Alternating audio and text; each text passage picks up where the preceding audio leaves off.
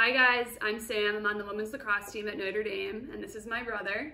Hi, I'm Kevin. I'm on the men's lacrosse team at Notre Dame. And today we're going to read you a book. It's called Horton Hatches the Egg.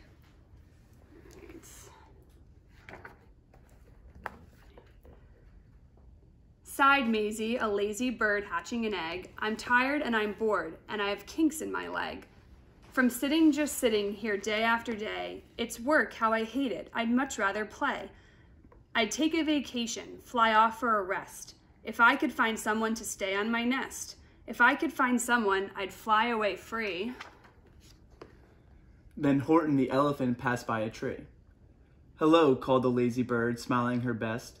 You've nothing to do, and I do need a rest. Would you like to sit on the egg in my nest? The elephant laughed. Why, of all silly things, I haven't feathers and I haven't wings. Me on your egg? Why, that doesn't make sense. Your egg is so small, ma'am, and I'm so immense. Tut, tut, answered Maisie. I know you're not small, but I'm sure you can do it. No trouble at all. Just sit on it softly. You're gentle and kind. Come, be a good fellow. I know you won't mind. I can't, said the elephant. Please, begged the bird. I won't be gone long, sir. I give you my word. I'll hurry right back, why I'll never be missed. Very well, said the elephant, since you insist. You want a vacation? Go fly off and take it. I'll sit on your egg and I'll try not to break it. I'll stay and be faithful, I mean what I say. Toodaloo, sang out Maisie and fluttered away. The first thing to do, murmured Horton. Let's see. The first thing to do is prop up this tree and make it much stronger. That has to be done. Before I get on it, I must weigh a ton. Then carefully, tenderly, gently he crept up the trunk to the nest where the little egg slept. Then Horton the elephant smiled.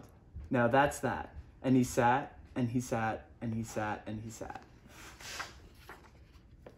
And he sat all that day, and he kept the eggs warm, and he sat all that night through a terrible storm. It poured and it lightened, it thundered, it rumbled. This isn't much fun, the poor elephant grumbled. I wish she'd come back, 'cause I'm cold and I'm wet. I hope that Maisie bird doesn't forget. But Maisie by this time was far beyond reach, enjoying the sunshine way off in Palm Beach, and having such fun, such a wonderful rest, decided she'd never go back to her nest. Easy. So Horton kept sitting there day after day, and soon it was autumn, the leaves blew away. And then came the winter, the snow and the sleet, and icicles hung from his trunk and his feet. But Horton kept sitting and said with a sneeze, I'll stay on this egg and I won't let it freeze. I meant what I said and I said what I meant, an elephant's faithful, 100%. So poor Horton sat there the whole winter through, and then came the springtime, with troubles anew. His friends gathered round and they shouted with glee, Look, Horton the elephant's up in a tree. They taunted, they teased, they yelled, how absurd. Old Horton the elephant thinks he's a bird. They laughed and they all ran away, and Horton was lonely, he wanted to play. But he sat on the egg and continued to say, I meant what I said, and I said what I meant, an elephant's faithful, 100%. No matter what happens, this egg must be tended, but poor Horton's troubles were far, far from ended. For while Horton sat there, so faithful, so kind, the hunters came sneaking up softly behind. He heard the men's footsteps. He turned with a start. 3 rifles were aiming right straight at his heart. Did he run? Did he not? He did not. Horton stayed on that nest. He held his head high and he threw out his chest. And he looked at the hunters as much as to say, shoot if you must, but I won't run away. I meant what I said and I said what I meant. An elephant's faithful, 100%. But the men didn't shoot, much to Horton's surprise. They dropped the 3 guns and they stared with wide eyes.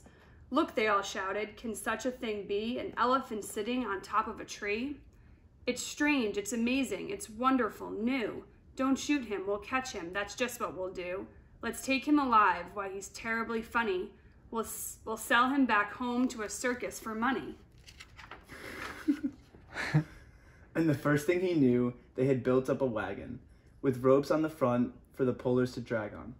They dug up his tree and they put it inside, with Horton so sad that he practically cried.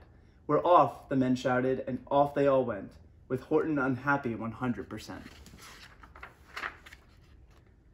Up out of the jungle, up into the sky, up over the mountains 10,000 feet high.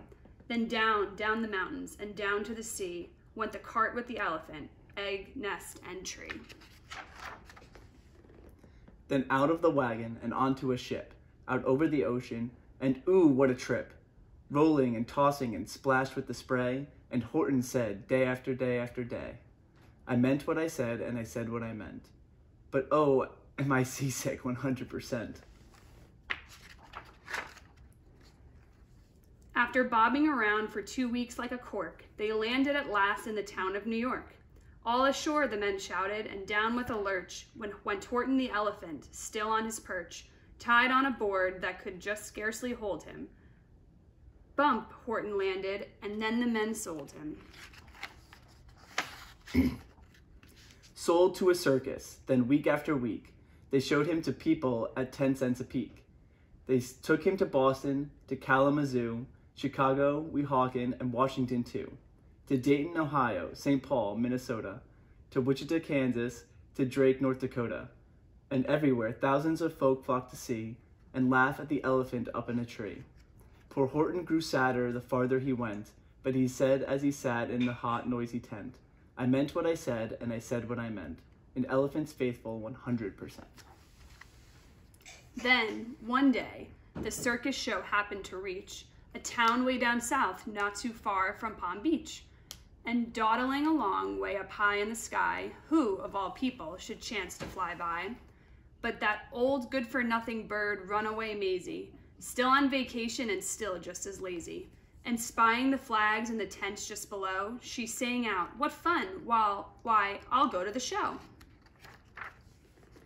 And she swooped from the clouds through an open tent door. "Good gracious, Scat Maisie, I've seen you before." Poor Horton looked up with his face white as chalk. He started to speak, but before he could talk, there rang out the noisiest, ear-splitting squeaks from that egg that he'd sat on for 51 weeks. A thumping, a bumping, a wild, alive scratching.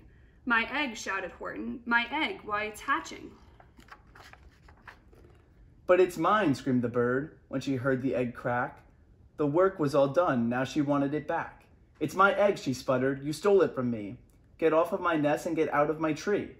Poor Horton backed down with a sad, heavy heart. But at that very instant, the egg burst apart, and out of the pieces of red and white shell, from the egg that he'd sat on so long and so well, Horton the elephant saw something whiz. It had ears and a tail and a trunk just like his. And the people came shouting, "What's all this about?" They looked and they started with eyes popping out. They then cheered, and they cheered more and more. They'd never seen anything like it before. "My goodness, my gracious," they shouted, "my word. It's something brand new. It's an elephant bird. And it should be like that, because Horton was faithful. He sat and he sat. He meant what he said, and he said what he meant." And they sent him home happy, 100%. Hope you guys enjoyed the book. Go Irish!